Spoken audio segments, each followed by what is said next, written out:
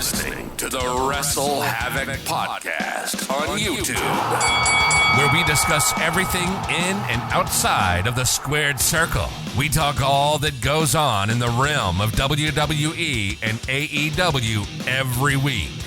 And now, here's your host, the one that will give you a reality check on pro wrestling, Flamin' Ricky DeReyes. This is the WrestleHavoc Podcast.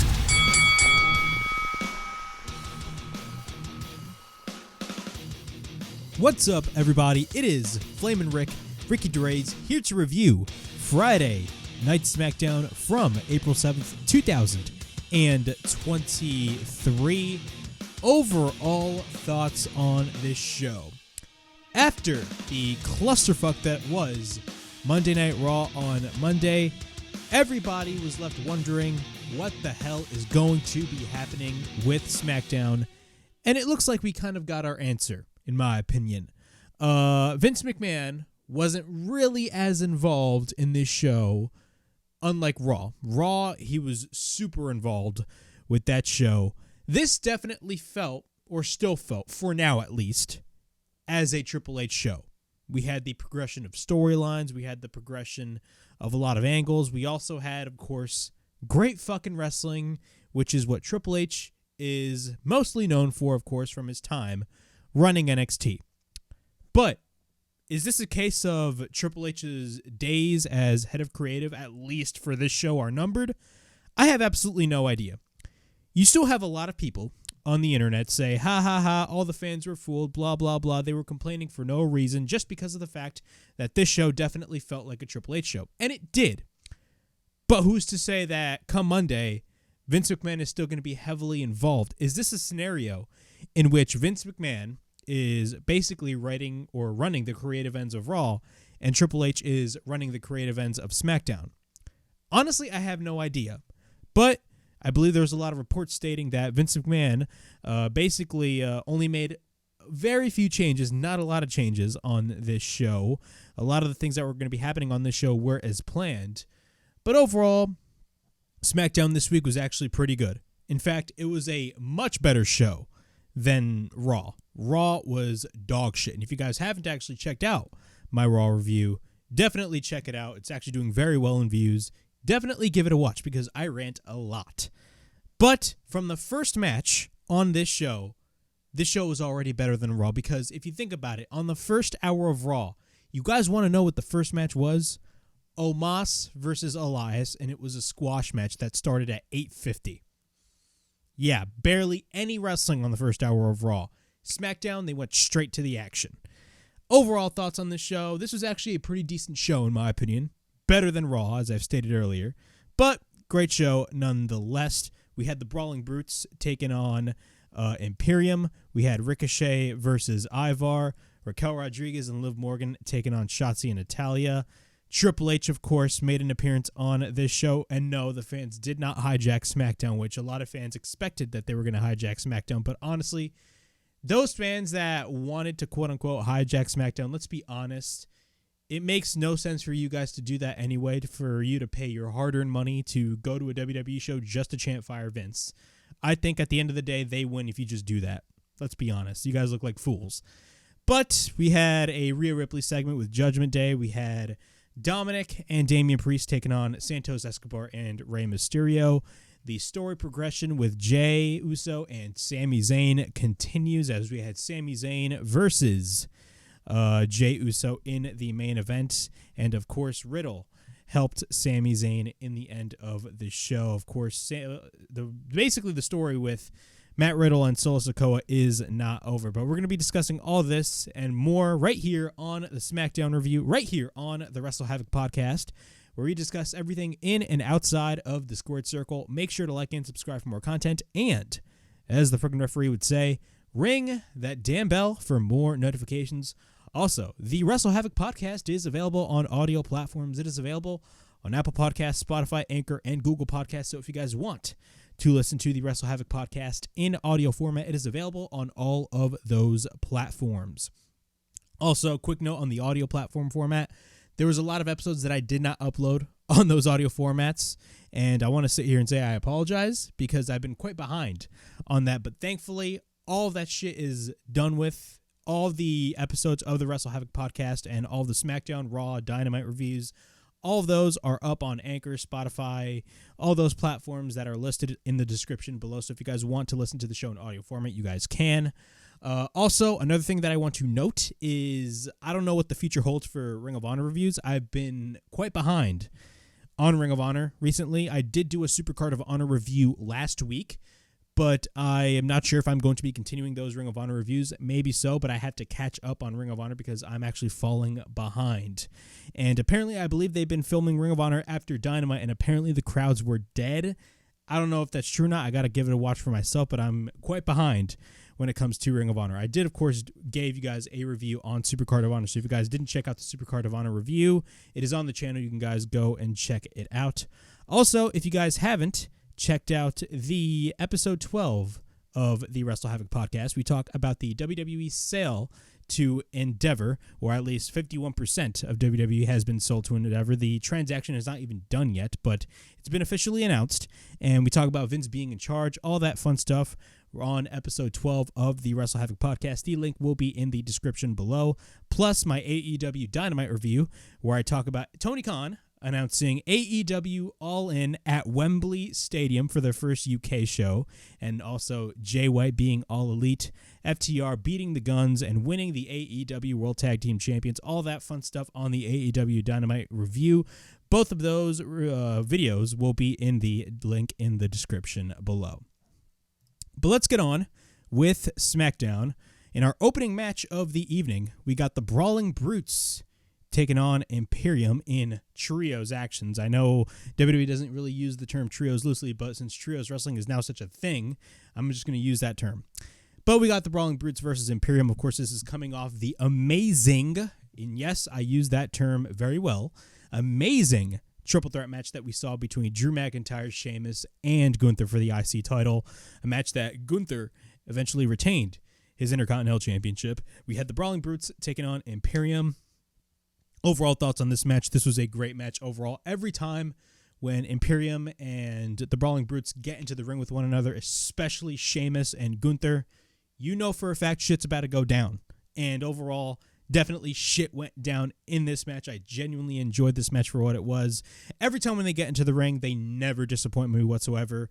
And it's also safe to say that Sheamus is super over. I've been saying this for months, man. One of the best things that Triple H has done while he was running the creative ends of WWE was Sheamus and the, I don't want to say resurgence, but man, Sheamus has definitely had a career resurgence ever since Clash at the Castle.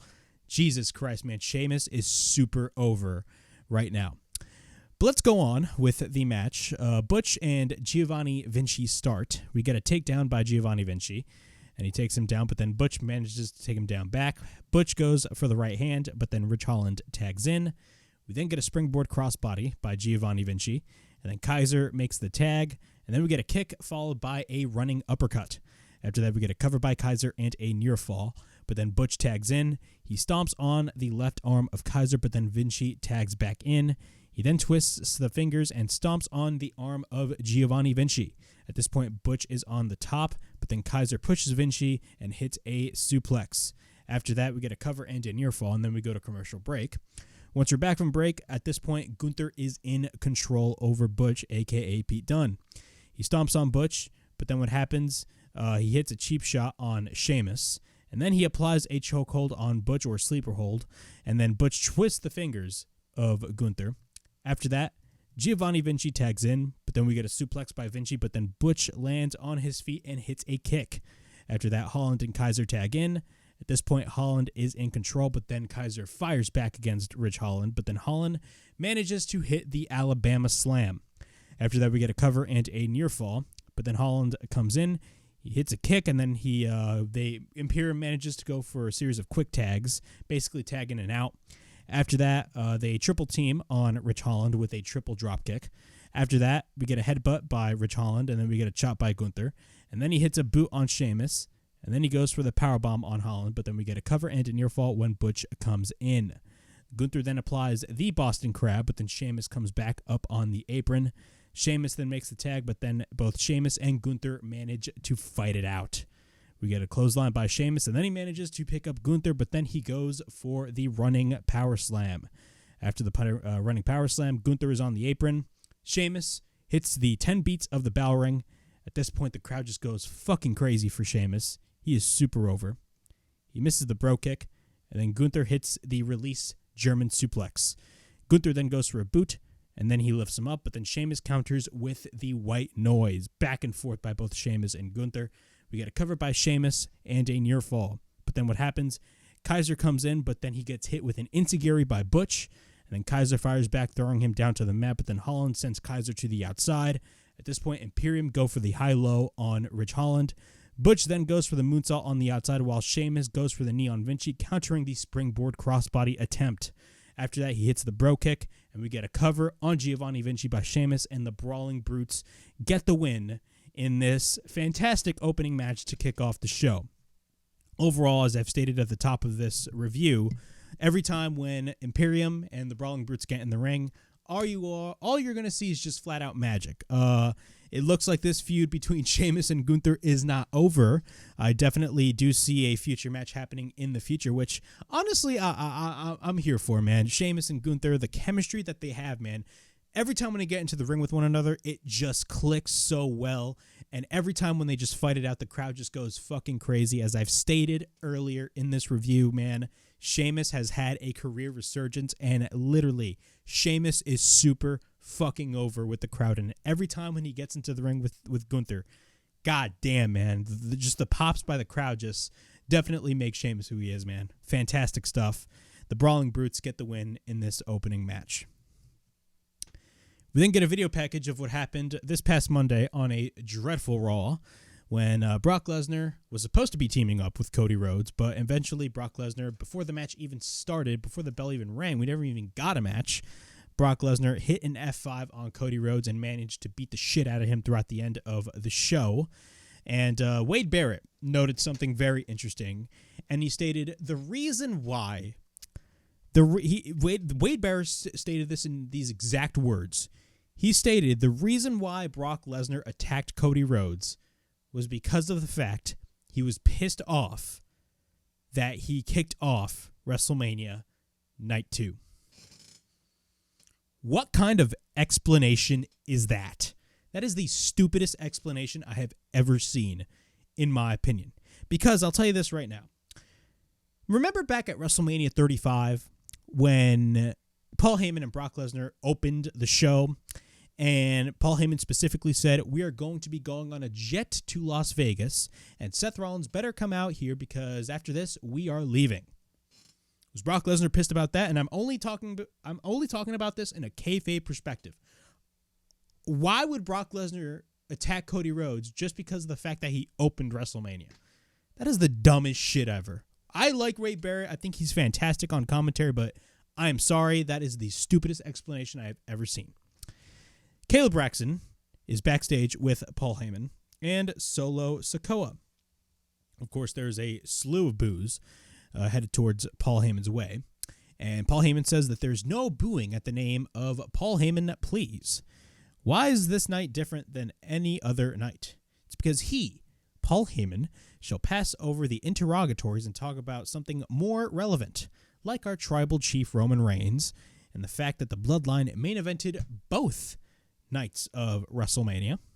And then what happens is Jey Uso comes in, and he hasn't seen Jimmy Uso all night, and his brother's not here.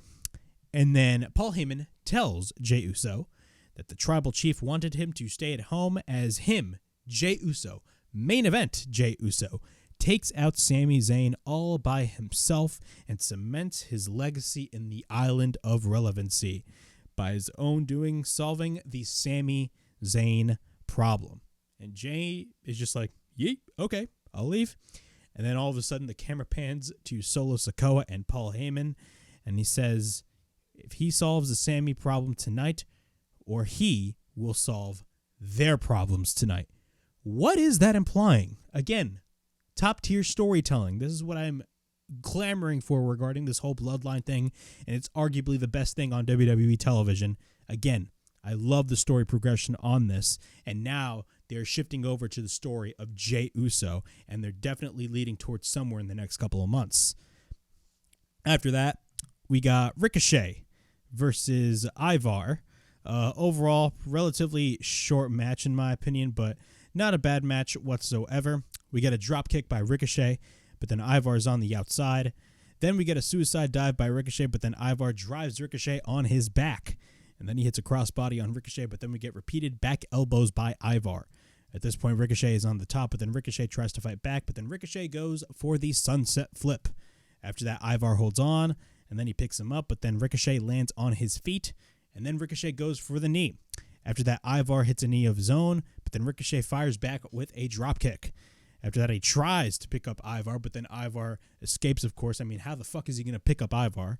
After that, we get a spin kick by Ivar. Beautiful spin kick, by the way. I mean, the size of Ivar, man, this guy can do crazy shit. We get a cover and a near fall. Ivar then goes to the top, but then Ricochet hits a right hand. At this point, Ivar fights back, but then Ricochet goes for a Hurricane Rana on Ivar off the top. After that, Ricochet is on the top, and then he hits a beautiful shooting star press. And we get a cover, and Ricochet gets the win. Nothing match overall. Not a bad match, but really, what was really the whole point of this match? This was, in my opinion, a nothing match. Even though the match was great, I really didn't care about what happened here. Ricochet ends up getting the win against one half of the Viking Raiders, Ivar. After that, Sami Zayn and Kevin Owens are backstage. They talk about how it's a big night for them, but then Kevin says it's a big night for you, Sami, because you are going one-on-one with Jey Uso. And Sami says something feels really off. Something feels really off, and he really can't shake that feeling off. And, you know, he talks about how he has to talk to Jey Uso because he has a feeling that something is going to happen with Jey Uso. And what happens is, you know, he talks about how he feels that sense of obligation, but then Kevin Owens immediately tells him, dude, it's a bad idea.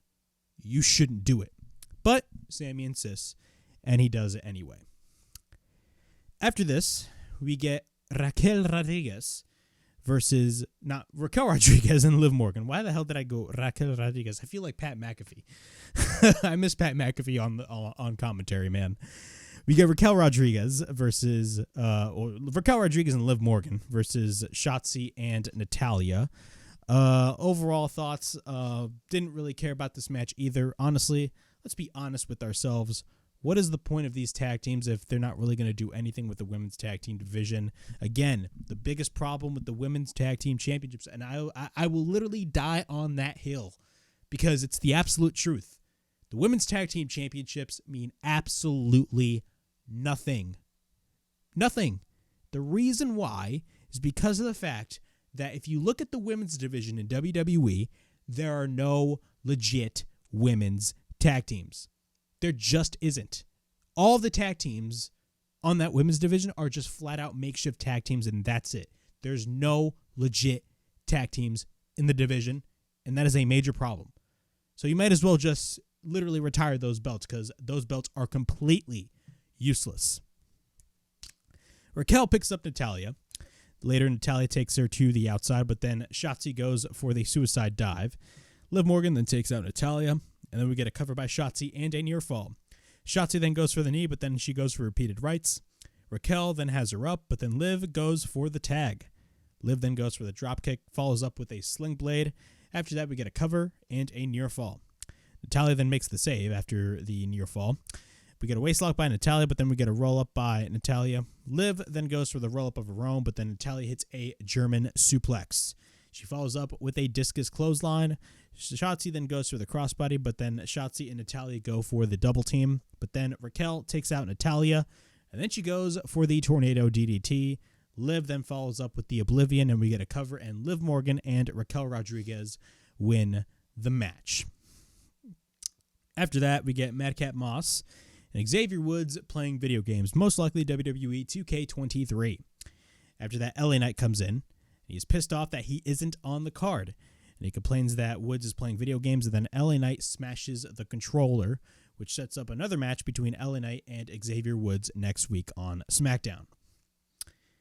After this, it was announced, I believe it was 2 nights ago or last night, that Triple H was going to come out on SmackDown. Now, we were all speculating what was this whole thing going to be when it came to Triple H, because if you guys do not know, Triple H at the beginning of Raw came out and basically touted how great WWE is.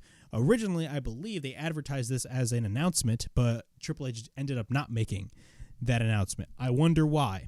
But Triple H basically said the same things that he stated on Monday, but he actually made an announcement, and I will talk about that after I go through all of this. So it talks about how he can tell you as long as he's there, his body will never, as long as he has breath in his body, that will never get old. Of course, he's talking about the fans and the energy in the crowd. And he says, I don't know if it's a little late, but welcome everyone to SmackDown. There is nothing in the world like WrestleMania, and it's where the greatest athletes come and make history on the grandest stage in the world. In a place where hearts are broken and dreams are fulfilled, this year, WrestleMania exceeded all expectations. Millions of fans from around the world and 161,000 fans packed into SoFi Stadium, breaking every single WWE record that they have. From viewership and attendance of 21 million, or I should say from viewership, attendance to making $21 million. If there is a record that you can name, they broke it. Including on digital, almost 1 billion views this week alone. But as great as WrestleMania was, it is now behind us, and we now look to the future. And this is why we are out here. And he says, are you ready? And he said, are you ready? Of course, that's the whole DX thing. And he talks about how in just a few weeks, it's again time for the WWE Draft. A night that changes the future of every WWE superstar in the back. And this year, the draft will be bigger than ever before, with every star eligible. He promises us when it's down to this year's draft will truly, and this is the key words that he said, truly change the game. And speaking of changing the game, he then introduces to Rhea Ripley. But we're going to hold off on that. And we are going to be talking about the announcement of the WWE Draft. Now, this was pretty much expected to happen immediately after WrestleMania when Triple H first took over creative. Because you guys do not remember, back when SmackDown first went on Fox, they moved the draft after WrestleMania straight to basically to the fall, which honestly, if you really think about it, the WWE Draft happening in the fall makes no sense whatsoever, because at the time, before they brought back War Games, at the time, they had the Raw versus SmackDown concept for Survivor Series, and you didn't really establish your rosters, and you expected both of them to have quote-unquote brand warfare. Keep in mind, it's a brand warfare that doesn't even exist. But Triple H states that this year's draft will truly change the game. Number one, I think the draft happening after WrestleMania is the right decision to make. Honestly, it really is the right decision to make because of the fact that if you think about it, WrestleMania is basically the end of the season for WWE, and after WrestleMania, it's the beginning of a new season, and you have that with the WWE Draft. Another thing I want to ask, and this is a major question. If he says this year's draft will truly change the game, what is he implying? Because, number one, the draft throughout the years has had many different formats. What is going to be the format for this year's WWE Draft? Are you going to have quote-unquote inter-brand matches or inter-promotional matches? Let's be honest, though. They're not really technically inter-promotional matches, considering the fact that there has been a lot of crossover. Are there going to be brand versus brand matches, and then whichever wrestler from that said brand wins their respective match, they get a draft pick? Is that going to be the format? Is it going to be a lottery format? Are we going to have Stephanie McMahon literally just come in and just announce the random picks, which I honestly never liked? I hated. And I'm being honest, man, I hated the format of the last few drafts that WWE's had because it just felt forced. It felt horrible, and it was cringe in my opinion. You guys remember 2019 where they had the quote-unquote Roar Rooms or War Rooms of USA and Fox?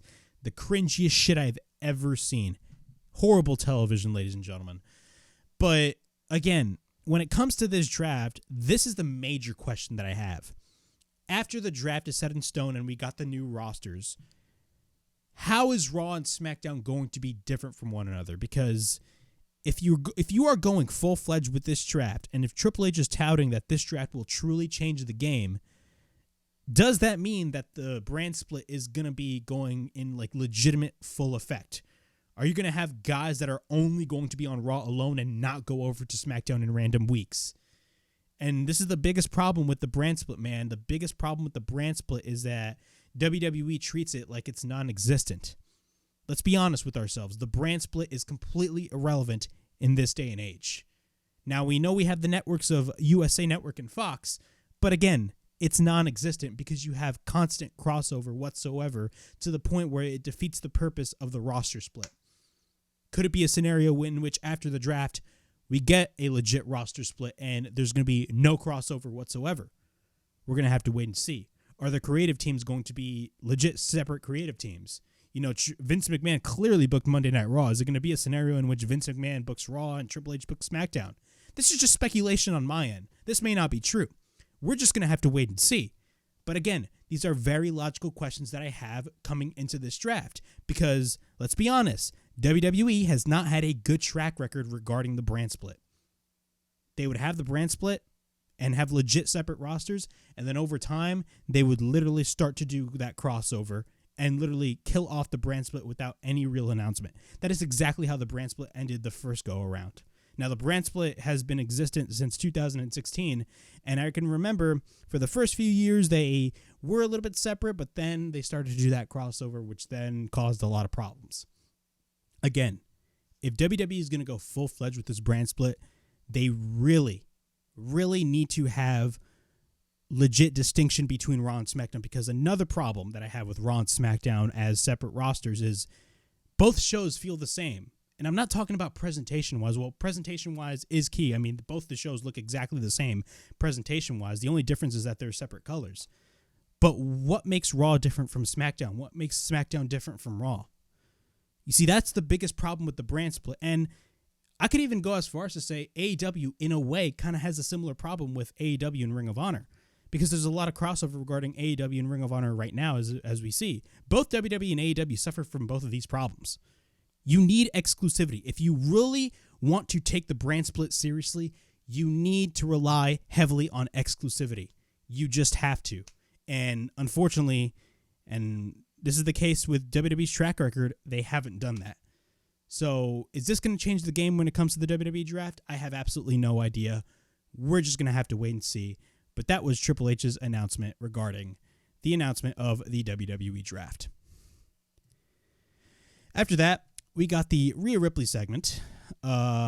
She talks about, well, it's basically Rhea Ripley in Judgment Day. She cuts a promo, and she says, you know, April 1st, 2023 will go down in history as the night that sports entertainment changed forever. Because Rhea Bloody Ripley did the impossible. She destroyed and dethroned the 14-time women's champion Charlotte Flair. So she thinks it's time that everybody rises for mommy. And then she says, rise for the biggest star, rise for the most feared woman in this locker room, and for the greatest champion in WWE, Rhea Ripley. Great promo by Rhea Ripley. I'm so happy that she's the current SmackDown Women's Champion. Balor then talks about Edge. He talks about how what sort of sicko splits his head open and gets a W. Who is the real winner? Even though he got 14 staples in his head, Edge is nowhere to be seen, and Finn is still standing. And then Dominik gets the microphone, and Dominik gets legit. And I stated this for weeks, man. Dominik is a legit heat magnet. Everywhere this man goes, a slew of boos by the crowd. These fans do not know when to quit, man. Like, Dominik is a definition of a top-tier heel that I would lovely beat the shit out of. He is that damn fucking good. He talks about how at WrestleMania, the fans don't even let him talk because how loud the boos are. He talks about how he decided not to show aggression towards his dad. And he will stand here all night. We get a bunch of "you sucks" chants. And he says, you know who sucks? A father who lays his hand of his own son. He pulled his punches, but because he knew that at the end of the day, he couldn't hurt his own father. He loves his dad. But you can't say the same for him. You could see the anger in his eyes, and he makes up a bunch of excuses, speaking in Spanish for whooping him with the belt, and he understands where the lines are drawn. He and the rest of his family can go to hell. And he can take Bad Bunny and his little friends with him. And he shows what happened on Monday Night Raw. And after that, Damian Priest gets the microphone, and he says he was his friend, but Dominik is now his brother. He talks about Bad Bunny, of course. Of course, Bad Bunny and Damian Priest were once friends. They actually teamed together 2 years ago at WrestleMania. Dominik is his brother, and he says he hopes he can find it in his heart to forgive him, because he forgives him for making him do what he did to him. And then the Latino World Order come out, which leads us to have a match between Rey Mysterio and Santos Escobar taking on Dominik Mysterio and Damian Priest of Judgment Day. Overall thoughts on this match: this was a very good match overall. Every time when these guys get in the ring, you know you're going to get something special. I'm digging the Latino World Order. I love that they brought that shit back. Badass stuff right there. But yeah, Priest starts with Rey Mysterio. We get repeated kicks by Priest into the corner, but then Dominik tags in. He hits repeated body shots on Rey Mysterio, and then he stomps at Rey Mysterio, and then he sends Rey into the corner. At this point, Dominik is in control over Rey Mysterio, but then Dominik hits a suplex. We then get a cover and a kick out, and then Rey then gets sent into the corner, and then Rey hits a boot, but then he picks up Rey, but then Rey lands on his feet. After that, Santos Escobar goes for the kick, but then he goes after Dominik, and then he gets taken into the corner. After that, he goes for the high kick, but then he goes to the top and hits a crossbody, and then he hits a tilt-a-whirl backbreaker on Dominik. After that, Rey goes for the Hurricane Rana on Priest, and then we go for a double suicide dive by both Rey on one side and Santos Escobar on the other side. Great double team by both men. Once we're back from commercial break, Priest is in control over Santos Escobar. We then get a cover by Priest and a near fall, but then Santos Escobar tries to fight back. Santos Escobar then goes for repeated rights, but then Priest flatlines Santos Escobar. We then get a cover and a near fall. After that, Dominik makes the tag. He works on Santos Escobar, but then Santos tries to tag in Rey, but then Dominik hits the knee after that. We get a dropkick by Santos Escobar, but then Rey tags in. He takes out Priest, but then he works on Dominik. After that, we get a Hurricane Rana by Rey, but then we get a right hand by Dominik, but then Rey gets caught into a Michinoku driver by Dominik. After that, Dominik hits the knee. After that, we get a sunset flip by Dominik, but then Rey counters with a dropkick followed by a springboard moonsault by Rey Mysterio. We then get a cover and a near fall, but then Rey goes for the dropkick, setting up the 619, but then Rhea, mommy herself, saves, as Michael Cole stated on commentary, her boyfriend, Dominik Mysterio. Zelina Vega then after that goes for a Hurricane Rana on Rhea Ripley, but then Rhea Ripley stands up and chases Zelina to the crowd. After that, Rey goes for the Hurricane Rana, but then Santos Escobar tags in. We get a 619 by Rey on Dominik, but then Priest comes in. Santos picks up Dominik, but then Priest saves Dominik from craziness. After that, he hits the South of Heaven chokeslam. After that, we get a cover, and Judgment Day stand tall and get the win over the LWO. Overall thoughts on this match? Great match overall. Great lucha match. Yes, I'm going to call it a lucha match. But overall, this was great. I loved it. I'm digging this feud, man. The feud between Rey Mysterio and Santos Escobar, again, Judgment Day is starting to become one of my favorite things of WWE television. And if the rumors are true and they're going to be expanding Judgment Day, sign me the fuck up, because honestly, Judgment Day we could easily see, Judgment Day literally go up to the main event scene. We see already Rhea Ripley is now the current SmackDown Women's Champion. Who's to say Finn Balor could win a world title? We do not know now. It all depends on Roman Reigns, because Roman Reigns still has both fucking titles. But again, man, there's a lot of possibilities that you have with Judgment Day, and I am 100% here for it because of the fact that, again, the storytelling that they're telling with Judgment Day, and now you're adding Rey Mysterio. Well, Rey Mysterio has been added for months, but now that you're added in Santos Escobar and Legado del Fantasma, and now you're forming the LWO, the potential is there for an LWO versus Judgment Day feud, and they're going full-fledged with it. A lot of people are saying maybe it could be War Games for Survivor Series this year. I think we're thinking a little bit too much, but who knows? That could be the case. We're just going to have to wait and see. Sami Zayn looks for Jey Uso. Sami then finds Jey. After that, he talks about how he has one thing to say, and the same thing has been stated for months. There is a way out of this. He said everything that he said would happen. the bloodline is crumbling. Sami is basically warning him, and he asks him, do you want him to beat some sense into him? It does not have to be this way, but then all of a sudden what happens? Solo then drops down a production box onto the knee of Kevin Owens. Kevin Owens is now injured. Uh-oh, what the fuck is going to be happening here? After that, we got Sami Zayn versus Jey Uso. Sami Zayn is backstage, and he talks about how Kevin Owens was right. The bloodline is stronger than ever, but tonight they're going to be having a problem. After that, we got Jey Uso versus Sami Zayn. The match starts. Both lock up. Jey pushes Sami Zayn. He shoves into the face of Sami into the corner, but then both lock up again. We then get a side headlock by Jey Uso, followed by a shoulder tackle. After that, Sami takes out Jey Uso, but then we get a right elbow by Sami Zayn. Sami then goes for a clothesline on Jey Uso onto the outside. After that, Solo Sikoa comes out, of course, the enforcer of the bloodline. Once we're back from commercial break, Jey Uso is on the top. Jey then goes for repeated rights, but then both men fight it out. Sami then gets Jey Uso and hits a superplex off the top, but then both men fight it out. At this point, both men exchange shots, but then we get a right hand by Jey, followed by a spinning enziguri by Jey Uso. Jey then runs into a boot by Sami Zayn, but then Sami Zayn goes to the top, and then he drops down and lands into a super kick. After that, we get a cover and a near fall. At this point, Jey Uso screams at Sami Zayn, similar to what he did at WrestleMania during their tag team match. After screaming at Sami Zayn, Sami fires back with an exploder into the corner. It looks like Sami Zayn is setting up for the haluva kick, but then what happens after that? We get a roll-up by Jey Uso and a near fall, but then Jey gets caught into the Blue Thunder Bomb by Sami Zayn. We then get a cover and a near fall. Sami then goes for repeated rights, but then he goes to the top. Jey then goes for the enziguri, and then he goes to the top once again, but then Sami fights off Jey.